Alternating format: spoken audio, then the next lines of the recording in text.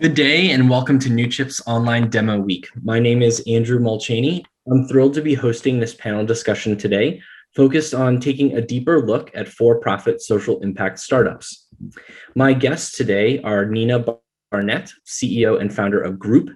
Grooop is a platform designed to make personal safety more fun, intuitive, non-invasive, and inclusive. Shamini Dhana, she's the CEO and founder of Dhana Incorporated. Dhana is a fashion technology company with principles of circularity, focusing on leveraging global textile waste as the solution to creative commerce. And lastly, Jan Roessner. Jan is the founder and CEO of One Earth Rising, which is a video game company and video game development and entertainment company, bridging the gap between great immersive experiences and raising people's awareness via social impact gaming. So welcome to the group. I'm excited to jump into our conversation today. Would love to just hear a little bit more about your backgrounds, how you came to found your company, and that will sort of kick us off. Shamini, why don't you go ahead and begin? Well, thank you, Andrew, for the invitation. And I'm so glad to be and honored to be with other panelists, all in the social impact space. So my company, Dhana Inc., is a certified B Corp. We've been around for the last 13 years. We started off as a sustainable, ethical fashion brand. And in 2017, we pivoted towards circularity, understanding that there was a real problem in the world, and that is 70% of all textiles today actually ends up in the landfill. Yes, you did hear that. That was 70% of the $3 trillion industry. And so if every second of the day a dump truck went to the landfill, we have a problem. And so we wanted to tackle that global textile waste.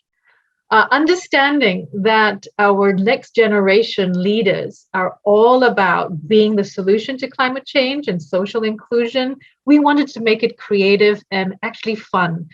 So we're launching actually at the end of this month, a new technology platform that is patent pending and realizes that AI, 3D imaging, and machine learning can be put to use to actually give the power to the people to design their own clothes out of second life material. And second life material is all about dead stock or secondhand clothing, fabrics, and also anything that you can imagine that would have gone to the landfill. And so with this next technology, we link them to the actual garment worker to know who makes their clothes and also provide them an environmental impact. So now we have a people's platform called D-Sphere that literally is creating change for the world. Shamini, how exciting. Thank you.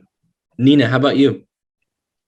Yeah, so hey, I'm Nina. Again, as Shamini said, I'm so honored to be on this amazing panel and speaking on this. But I started Grooop I actually started when I was in college. So we started back in 2016, kind of with the very, very, very bare bones, and really just had the idea that safety wasn't really accessible to college students. There were so many different resources and things out there, but nothing was really appealing to the younger generation. And so I kind of sat out and just said, this is something that I want to be able to keep my friends safe, and I want my family to have peace of mind while I'm in college.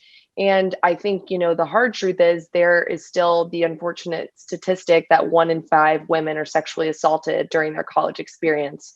So that was something that, broke my heart. And luckily I never experienced, but I had friends experience something like that. I had friends that were held at gunpoint. And, I went to a very safe school and would have never considered myself unsafe. And I think that the, reality of right now is safety is just something that's not really top of mind until something bad happens. And so we wanted to create a brand that reframed the conversation around safety and really made it something that was more positive and everyday. So that's, a huge part of our mission is just making safety more of a normal conversation and not just after something bad happens. It's something that's fun and it makes life more fun and, it's appealing. So we started out really with just our mobile app, and that was something that will and always has been free.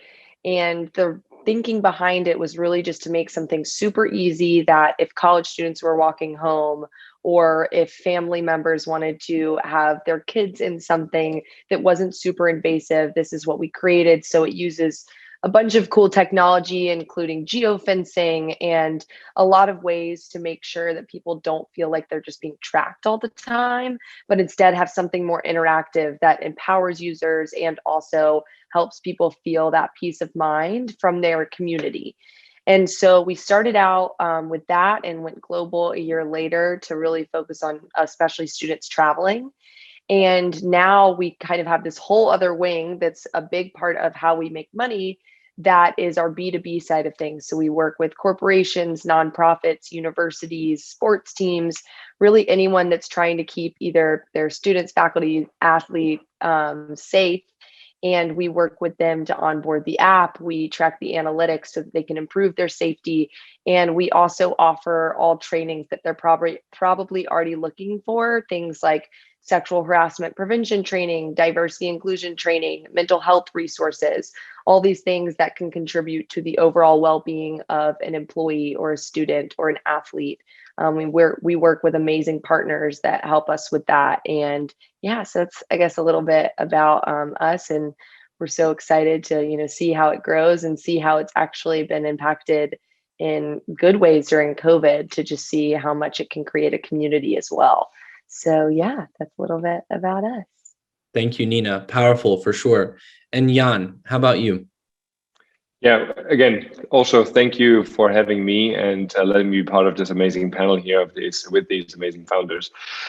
So I'm originally from Germany, and I spent the majority of my adult life in the military. And so through this whole journey, I wanted to find ways how to impact people really on a larger scale and change the narrative around social impact to a way that is more fun, more engaging, and that we can get more people to do it, to participate really, without struggling and without taking a hurdle here. So fast forward rather, we created One Earth Rising as the company in a video development and also entertainment fashion to use the video game industry, the largest entertainment industry in the world, much larger than movie and music combined, and tap into this huge, vast pool of people that want to get engaged, that are engaged in entertainment, and use their power of just communicating and leveraging the missions of our nonprofit partners across the board,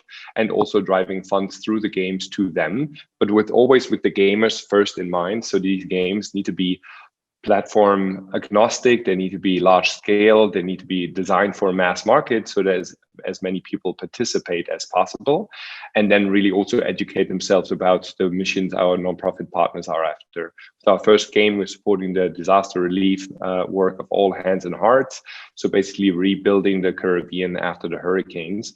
And so fast forward, we want to do more work specifically in the nature protection, environmental protection, sustainability, environment market or organization support there, and really use all different kinds of immersive entertainment and interactive entertainment like live streams on Twitch, everything that's geared towards the gamers industry, to help our nonprofit partners to leverage that and to create for the players or for the viewers a playful path to social impact. That's One Earth Rising in a nutshell. Awesome. Thank you, Jan. It's really interesting to hear from the three of you, very different companies, very different industries and sort of functionality, but something that was very tangible in listening to you is that there's this element of fun and sort of being future focused, but engaging people through things that are fun.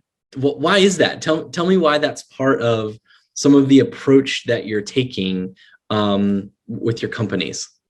Let me jump in here. I think for any product company, and many of us have a platform, fun makes it fabulously inviting, inspiring, right? For us, we're actually inspiring people to use storytelling through the medium of fashion, which actually hasn't been done if you really think about it. So if I was inspired by a person or a place or an experience, we tend to think of sight, sound, touch, right, as vehicles of mediums or even words. But fashion is more or less something you want to do for performance and also functionality, maybe expression, but not so much as storytelling. And that's where we are really changing the paradigm, right? You as a human, or we all as human, 99% of us actually make decisions, connect to a person in our life, travel and go to a place that we love, right? Experience food, film, all wearing clothes. So if you really think about it, there is a connection between our clothing and a rock band or concert, or our clothing and, we went to a certain Ivy League or a certain kind of sports team that we love. So we can actually take those pieces of memories that we were part of and infuse that into a new garment. That's going to be fun. So we make it creative for people to use the medium of fashion to tell stories and to celebrate the memories. And I think that's really key to being fun. Awesome. Thank you, Shamini. How about for you, Nina? Thinking about a safety app, I wasn't expecting to hear you say, yeah, we want to make this fun, but I can see some real relevance there. Tell us more about that. Yeah, I mean, that is the core of our company. That's the problem we're solving, is that safety hasn't been fun. It hasn't been associated with fun. It's usually associated with tragic events or worst case scenario preparation and things like that. And I think that because of that, there's been this huge gap. I think that there are people that are using every single resource they could possibly use to be safe. And there's the majority of people that kind of say, nothing bad would ever happen to me. I'm not an unsafe person. And so there's this really big gap in the middle of people just saying, I don't need to worry about that right now. I'm going to go have fun. And so that was kind of our connectors. We wanted to be that bridge. We wanted to say, hey, this is something that doesn't have to be two different things. And I think also, we really just wanted to impact, especially that, Gen Z millennial age group, and being able to say, hey, these are people that want to get off their phone, but they're really connected to their phone. And so we wanted it to be something that they're still going out and having real life experiences, but they're able to leverage the fact that they know the technology on their phone, they know how to use that. So I think, for us, a big part of, whenever we do events or anything like that, we want people to see positive experiences and fun experiences and start to make that connection and start to, get those neurons connecting those dots in their brain, because no one really has in the past. And so I think the biggest thing for us is that really is the problem that we're solving. But it's one of those things that the very first PR firm we worked with really didn't know what to do, because they had never heard of, a social fun safety app. That makes no sense. And so we're really trying to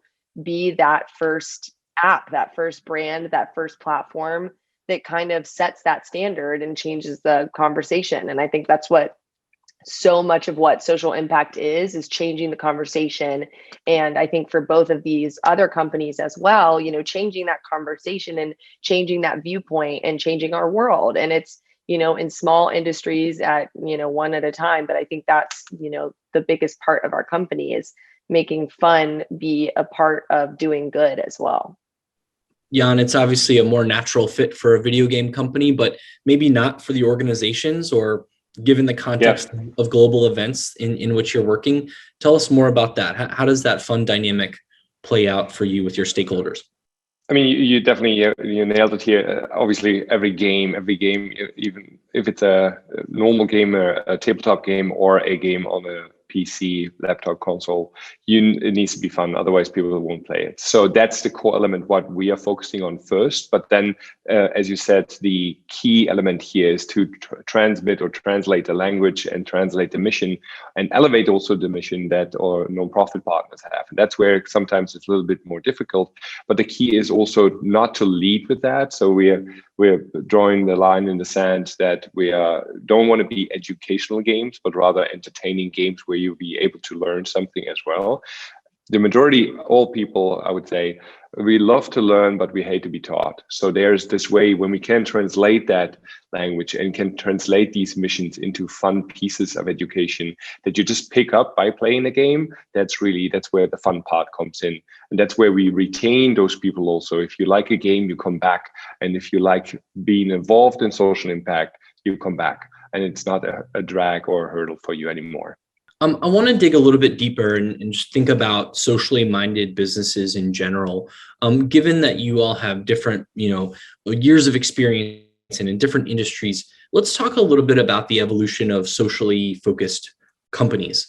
What have you experienced over the last 3 years or 5 years or 10 years or more, sort of understanding how and why some companies have a very explicit social focus? How has that dynamic evolved? And what are you seeing in your respective industries recently that is sort of an indication of the role that a socially minded company can play in your space?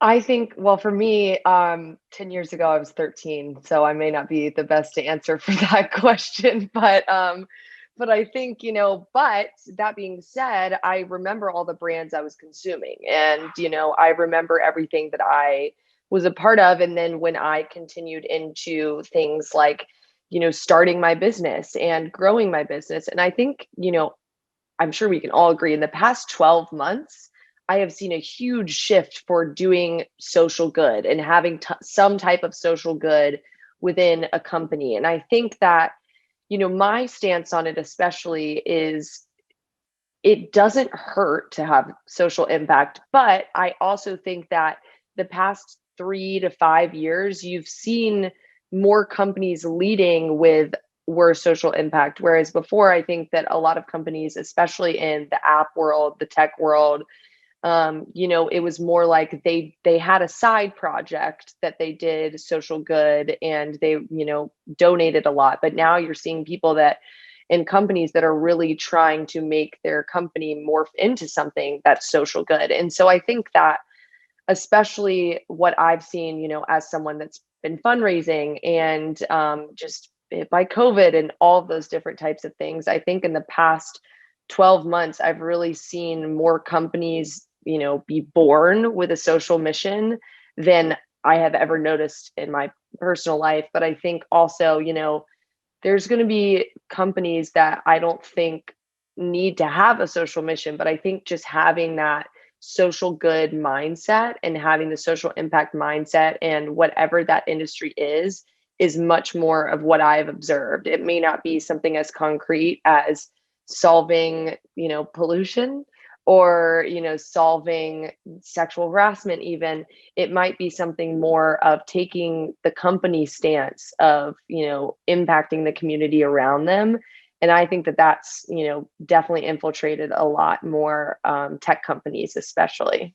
So let me, I think that was remarkable, being a company myself in an industry that's plagued by social impact. I come from a background, I used to be an investment banker.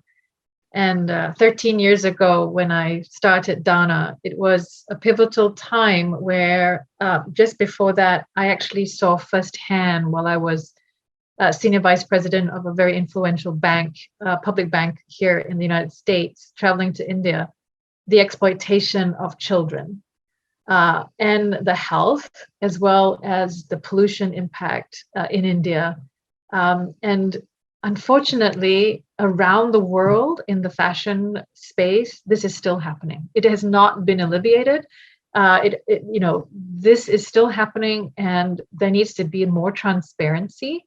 And thank God for the internet. The content now is available, and people are starting to realize. As a certified B Corp, we join others like Patagonia and Seventh Generation, where we're putting our money where our mouth is, as well as our ethos. Humans come first. To be able to impact humans in a way that values not only what we do, our role, as well as our contribution and our needs, is as important to what the actual mission of the company is. And only, I think, in the fashion industry, where we are seeing the current exploitation, even with the pandemic, orders are being canceled and people are still dying without the bare necessities. And so this is really a systemic problem that has been going on for the last many, many decades. We believe that change is starting to appear, not because of just because of the brands wanting to do so, but because of the people demanding that transparency actually happen in the fashion industry.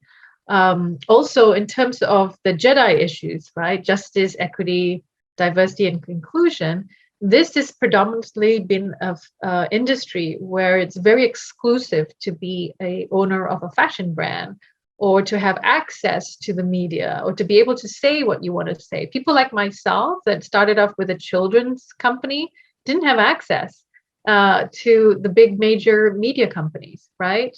But now things are changing. I think people are realizing that we have to honor the people, the workers, because without them, they're actually essential for us. So I really believe there's a shift happening.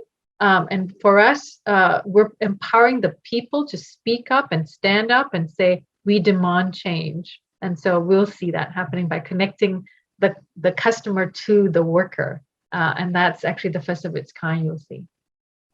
That's really interesting, Shamini, hearing you, describe not just a company with a vision of putting customers at the center, right, and making customer-centric decisions, but almost creating a relationship, right? Creating connections between, critical stakeholders. That's really powerful. It's Jan, gratitude. I must say, we have to show gratitude, and compassion. Absolutely. Jan, how about for you? What changes have you experienced and observed, and how's that impacted the work that One Earth Rising is doing? So the entertainment industry traditionally has always done its fair share to raise awareness for certain issues within the entertainment industry. But I couldn't agree more with Nina and Shamini, because the actual demanders for change are the customers and the users in our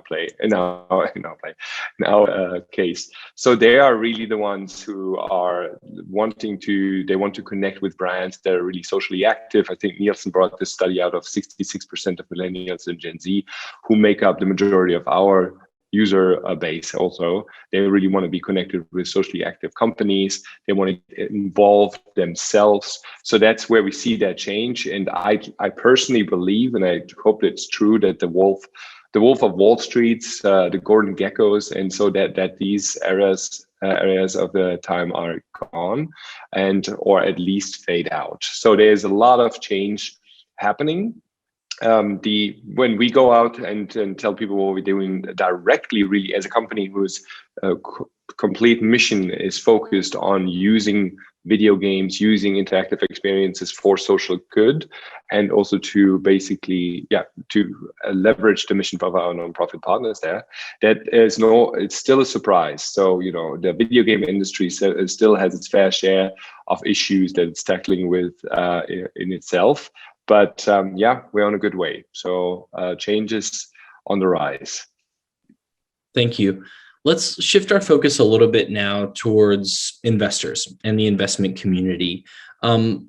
Share experiences you've had. What perspectives can you lend on either connecting with like-minded investors, or maybe challenges that you've experienced, in having conversations that may have been, hit a roadblock because of a focus that you have that's not only part of your mission, but it's part of who you are. It's part of who you are as a leader. What has that experience been like connecting with the investment community? Happy to jump in there right away, because I just had a couple of conversations about that. It really depends on where you talk to people, meaning, so I'm based in New York City. So here it's old money, and the tech community is not as much evolved or developed than it is on the West Coast. So here, specifically also on the entertainment side, people don't know the market of the video game industry. So that's the first challenge. Actually, the first one is that they think we are a non-profit organization, so which is not the case, obviously. And then that is one of the big hurdles to overcome, that they think, okay, you know, we use video games to do good in the world, but we don't make money. That's not the case. Second, then, if you talk to the people that actually know games, they see they get the first impression normally that we are an educational game company, which basically in our world is a swear word. Educational games is something that has a nice thought behind it, but nobody wants to play them because they're boring. So, you know, we're somewhere very much apart from that, or not that, and we focus on the middle ground, really having fun, engaging entertainment pieces that then also do good in the world. So that's kind of like, that's our biggest challenge when it comes to the social. At the moment, some people hear social impact, their mind wanders off and they see, oh, no returns, and don't want to get involved. Thank you. So that's one. It's changing, it's getting better, but that's one of the biggest experiences that I've seen in the past now. I can kind of jump off of that because I'm also based in New York City. And I couldn't agree more with so much of that. I think that especially, you know, being a safety company, a lot of times I really have to emphasize, even if, you know, whoever I'm speaking with, even if you do not feel safe, there is probably more than one person in your life that has to think about their surroundings every time they walk out the door. I mean, I know that every single woman has been taught since age 1 that you always need to be aware of your surroundings and all of this stuff, but that is not something that may cross a male's mind. And so I think that that's something that is a little tougher, because every single woman understands immediately when I say women's safety and safety in general, because our company isn't just for women. And so but I think that there is that barrier, and, you know, same problem. Everyone kind of assumes originally that we're a nonprofit. And, you know, for us, there is $127 billion spent on sexual assault in the US alone every year, which is unbelievable. And for us, we're saying, hey, we would much rather all of that money be rerouted into changing mindsets and changing our world than just lawyer fees and doctor fees and therapist sessions and all of these things going in.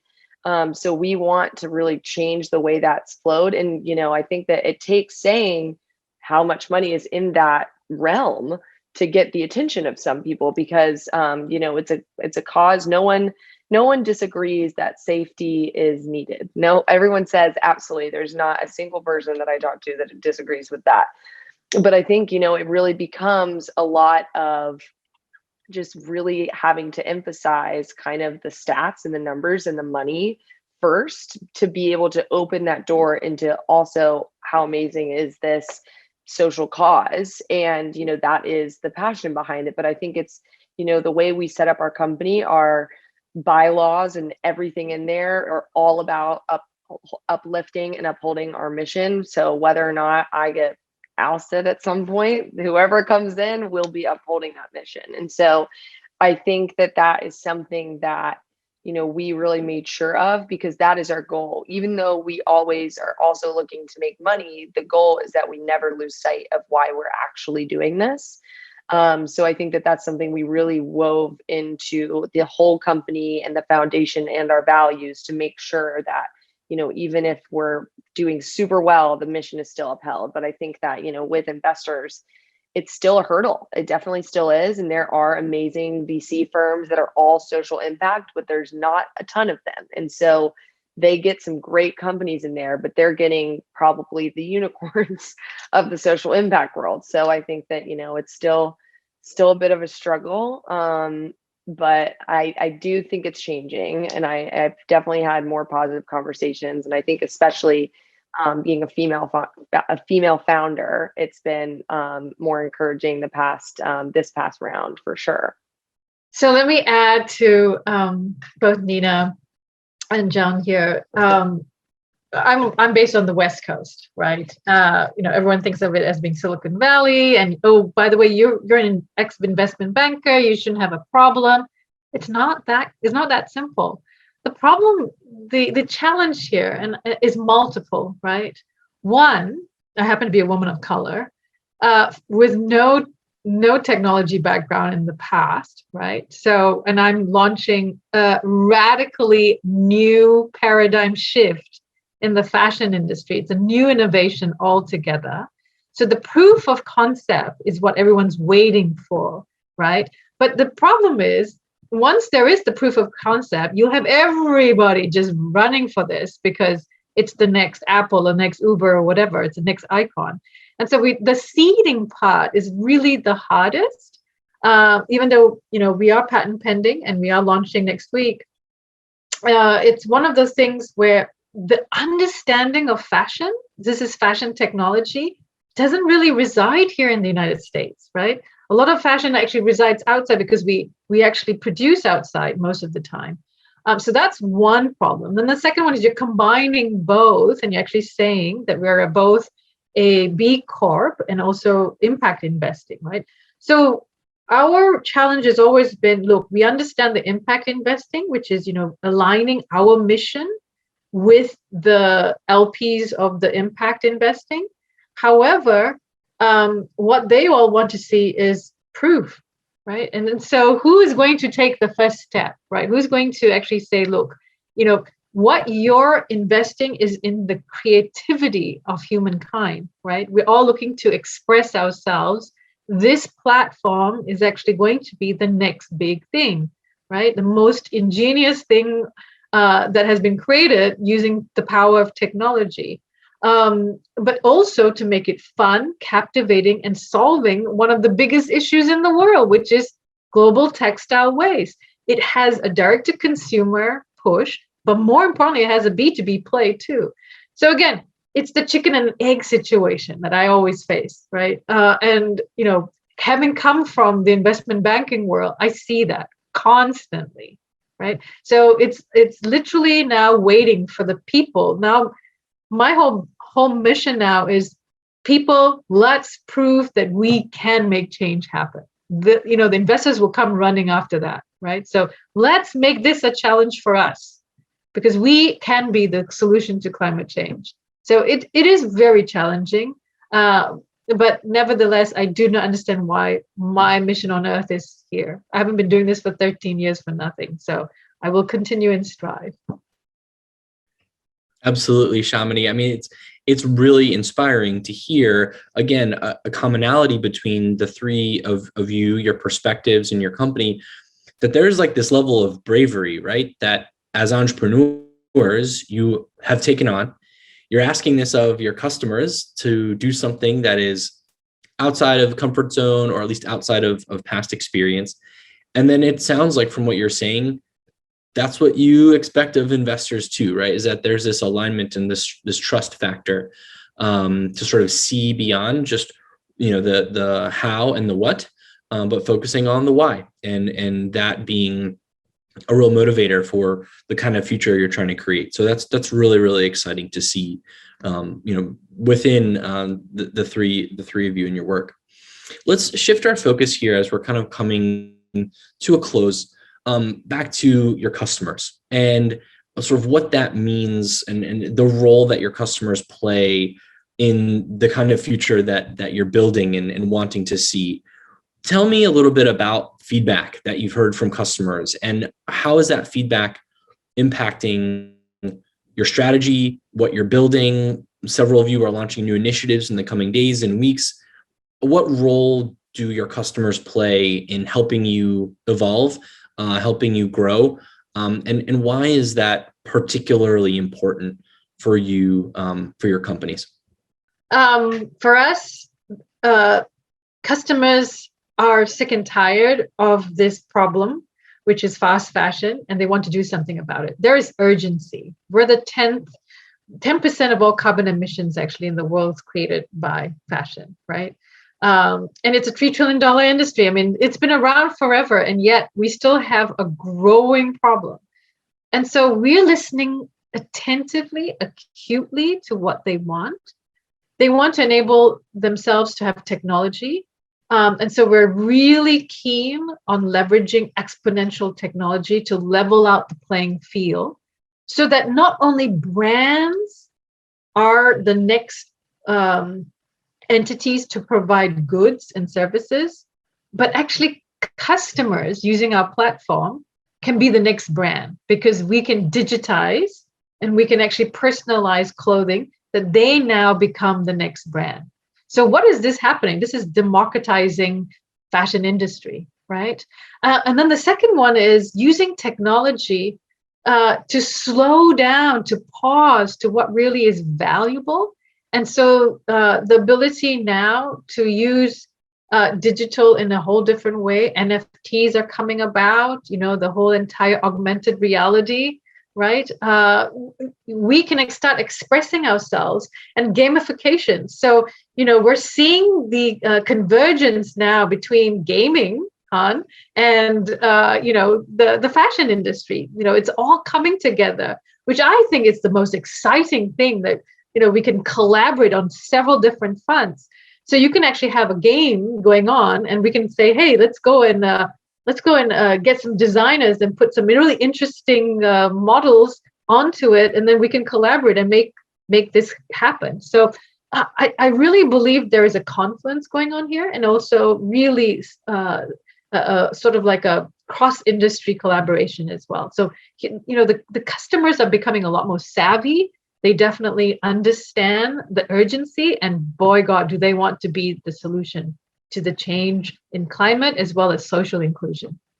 I would love to jump in there right away towards the gaming aim there. I couldn't agree more. It is really the customers demanding again, and they're seeing the opportunities, which frankly, some of the brands do not. And so specifically, like I said in the beginning, same to Nina, I always have to use these big numbers to just get the eyes open and the brains open. And so the minds and the people understanding that this is actually the largest entertainment industry in the world on the gaming side, there is a huge opportunity to tap into this market. The average gamer in the US is 34 years old, and we have 43% women here that play video games. And so it's the majority, for 214 million people here in the US play the games. So there is a good demographic to tap into. It's exactly on the front of where everybody on the brand side, the majority wants to be. But so on the consumer side, for us, obviously the feedback really being surprised more often than not, because the approach that we have really, again, is entertainment first, and then them understanding that there is a social component with it that happens while they're playing, then it just blows them. It creates a sensation of being over the moon, and they going in. Even people that don't like the genre, for example, if it's the first is a simulation game, coming in and just want to play it just to see what's happening there. So there's opportunity. People really, really connect with that element of social impact very much. And again, for them, just having fun and something good is happening in the world is perfect. And so there, Shamini, I couldn't agree more with you, really bringing these different elements of different industries together, and we can create even more impact. The one creates the leverage, the reach, the impact, and then we're all around that safe in the world as well.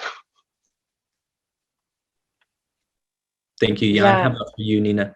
Yeah, so obviously for us, we have kind of, our B2C side and the users on the app. And then we also have companies that we work with on the B2B side. And so on both sides, our customers literally drive what we're doing with our product. So one of the things that we noticed when we were originally just doing buckets of research on safety apps and why safety apps weren't working and why people weren't using resources and all this stuff is generally these apps and these brands were just kind of off to the races with all these different features and all the things they could do.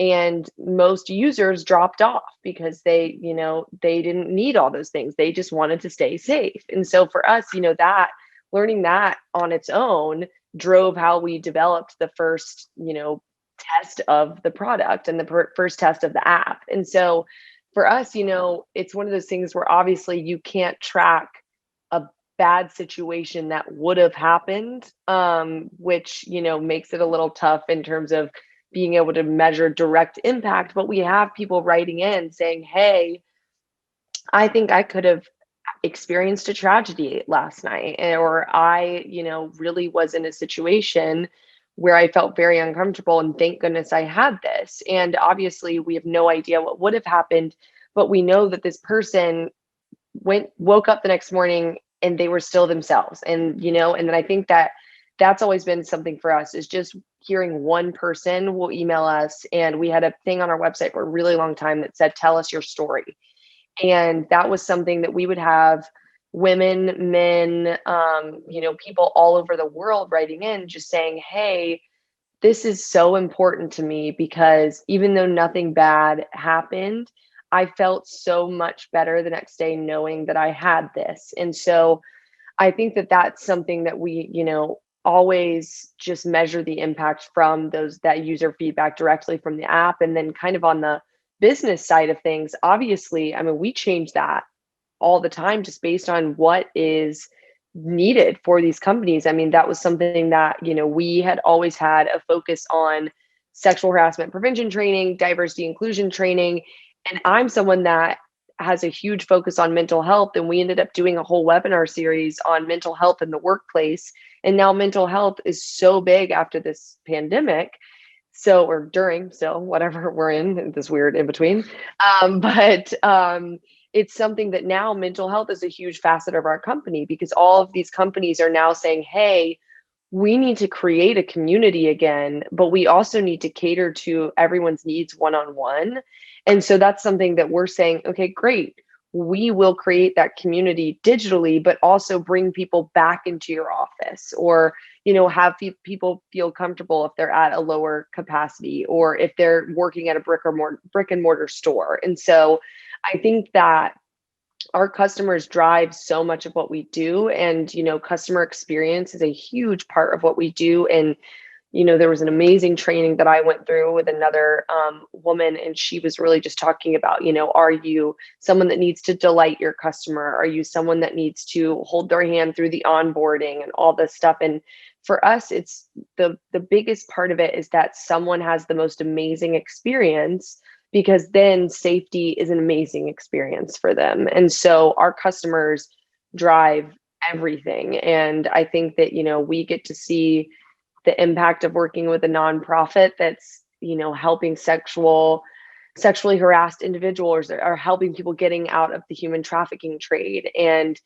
seeing that, just being able to protect employees in a nonprofit that's doing leaps and bounds more than I'm doing, is really, really incredible. And being able to work with those people helps shape and, all of our initiatives. It helps shape the empathy that we feel for people all around the world. And so I think that that's something that we're always listening to our customers. And, if they have a specific type of company that they like to work with for certain trainings, we'll listen to that and we'll try and partner with that company, because, we want them to be able to have this perfect experience when it comes to all of these really important areas, especially in the trainings too. So our customers are pretty much number one for everything.